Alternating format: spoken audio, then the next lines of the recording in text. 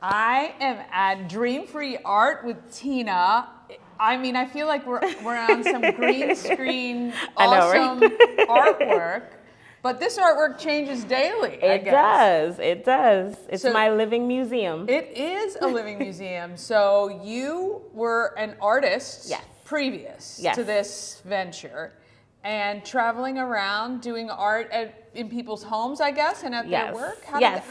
Now, did you love art from really, really young? Like, were you? I did, but I didn't realize that was a thing. You know, like I grew up watching Bob Ross because we all did at that time, you know, but it was Bob Ross. No one can do what Bob Ross does. Right. So, but I've always been drawn to creative things, thinking outside of the box, and I just didn't realize it until way later what that actually was for me. But and so you just figured, hey, I love art. I'm gonna take this business and travel and do art in people's, like for parties and things like that, I guess. Yes. So I also used to be a teacher. Okay, here we go. I know, right? Drawing the line here. Got it. And we had a very, this particular school that I worked at had a very unique outlook on art. Okay. And so essentially it was, you don't tell them how to make something. Right. So essentially it was like, and I was teaching pre-K at the time, so it was like, hey, we're learning about penguins, but instead of providing them with just black construction paper, white construction paper, orange construction paper, it was like, give them feathers, give them pipe cleaners, give them pink and purple and green, and let them create what their version of a penguin is. Let them create it from their eyes and their viewpoint. And it was a little bit of an adjustment because my bulletin boards were very eclectic. But that was eye-opening for me because that's a very unique style of art. It's called process art. So we enjoy the process of the art and we don't worry about what the end result is going to be. So that's where all the stress relieving benefits are. That's where the fun is. That's where the connection is in the process of being creative. Not controlling that this has to look this particular way. Okay, I get that. So transitioning from teaching to traveling art. And then the pandemic. And everything comes to a halt. Changed my world. Now, originally I was going to say, well, you might have been bored, but you got 7 kids. Yes, so I do. I'm sure you were not bored, but how did the idea for Dream Free Art kind of come to life? So one more backstory. So at this time I was working at a call center. And at that call center, everyone around me, we all kind of had the same feeling that we were struggling to just remain human, to not turn into a robot, And so when I was working, I would either color at my desk or I would draw at my desk, and then I would take it up a notch and I started crocheting. And I am not a classically trained crocheter, so please don't be upset with me. I call it that I crochet by ear. So nice. Like I see how something is made and I go, oh, I can make that. And then I literally just make it. I can't follow a pattern. I couldn't tell you anything, but I just see it and I make it, right? So I decided I wanted to make this unicorn. So I'm sitting at my desk, I'm answering calls, I'm staying on top of my metrics, I'm doing everything that I was supposed to be doing, but while you were calling me, I was crocheting a unicorn.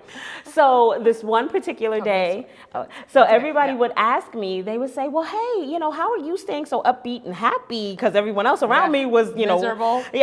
And so I realized quickly that it was my art when I left my art one day.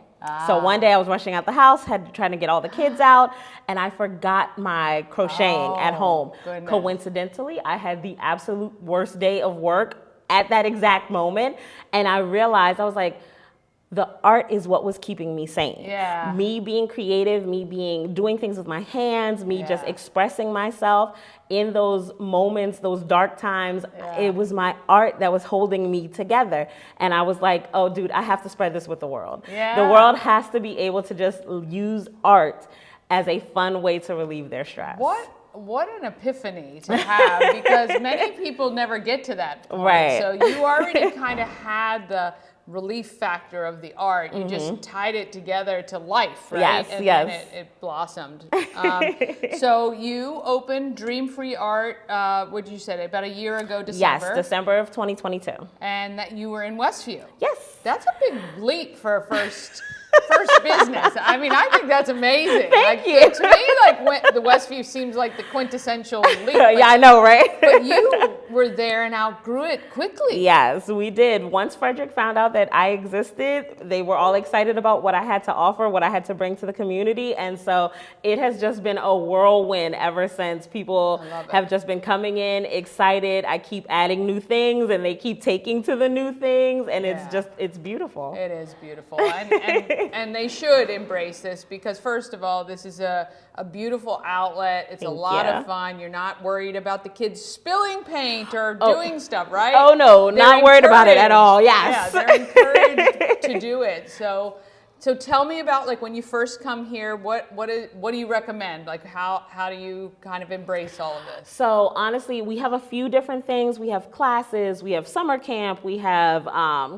open studio times, so you can come in and just kind of, and I'm also slowly introducing my craft flights. Okay. So, but that's another thing. We'll come back to that. I love it. But the number one thing people come here for is obviously the splatter room. Okay. So you would book online and you decide what bells and whistles essentially that you want to do. But in the base package, you would get a canvas, you get protective gear, and you get to choose your colors that you want to paint with. And then you come in, we put it up on the wall for you. You get all suited up. I take a before picture for you guys. I love it. And then I'll give you your tips and your tricks, and I bring you into the splatter room. There's a Bluetooth speaker, so you can listen to whatever music it is that inspires you to create. Okay. And then you guys just have at it. Just let go. Throw paint at each other. Throw paint on the ceiling. Throw paint at grandma. Have a good time.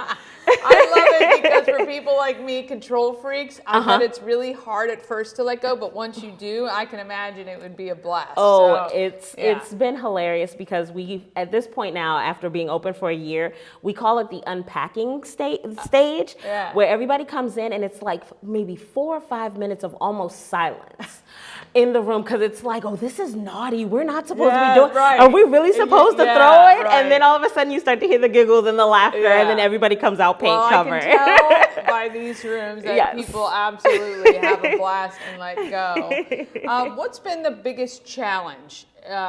Because you've had a lot of success, but I know that I've had a business for 13 years and doing it again, but I know that there's some point at which you're like, oh gosh, what has been that for you? So honestly, figuring out how to get the word out. Okay.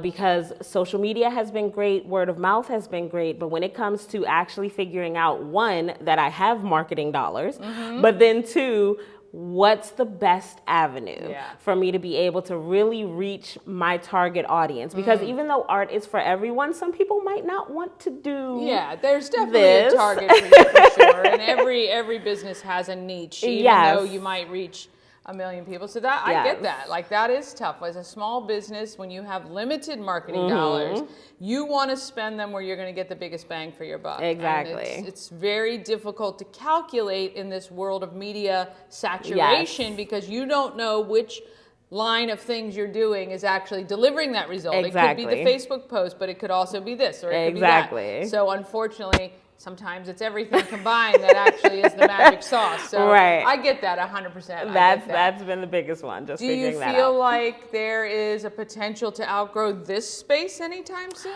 I don't feel like I'm going to outgrow this space as much as I feel like, is there a possibility of expanding? Okay. Very soon, probably. And do you think of that expansion as in like a franchise system where people open different ones in different areas, or are you just talking about adding another location? Ooh, good question. I would eventually want it to be a franchise. So that way, if people want to open in California or in Alaska or in Paris, that they can do that and still follow our culture that we have developed in our art studios. So I would say more of like the franchise route. Yeah, that's awesome. That's excellent. For this year, the rest of 2024. Now, when did you move into this space? In fall of 23. Okay, so we're right over by the Frederick Airport, Hughes Ford Road, little alcove, I guess, of a bunch of different Yes. places, which is awesome here. We're with the garage, Yeah. rehab to perform, the X. We're all in that parking lot. Yeah, love it. And very easy to get to, no matter where you live, really, in Frederick, which is nice. Any goals that you'd like to achieve this year that you're kind of pinning up on the board? Hey, I'd love to hit this number or this many people. Or... So I don't know if it's a specific metric as far as like this many people. I'm thinking more of the projects and opportunities that I can bring to the community. Okay. So for me, I'm slowly rolling out new things. Apparently there was a request for spring break camp, and I didn't think about that until way too late. So we're gonna go for that next year. Okay. But just making sure that I've got summer camp lined up and providing more experiences, more one-on-one classes, more big and little, but like mommy and me experiences, but I'm gonna call them big and little time. Yeah. And thinking of things like that Awesome. I'm thinking more of. Okay, if there's one thing you'd like people to know when they think of Dream-Free Art, what would you like that to be? That we are a non-traditional art studio that has something for literally everyone, from babies all the way through. Remember, I told you about the beans all over my floor? Yes. That was from our baby class this morning. There are beans everywhere. Yeah. But from babies all the way through, senior citizens, that there's literally something for everyone to do here. Wow, I mean, you can't sum it up better than that. You've got to come down to Dream-Free Art, Hughes Ford Road.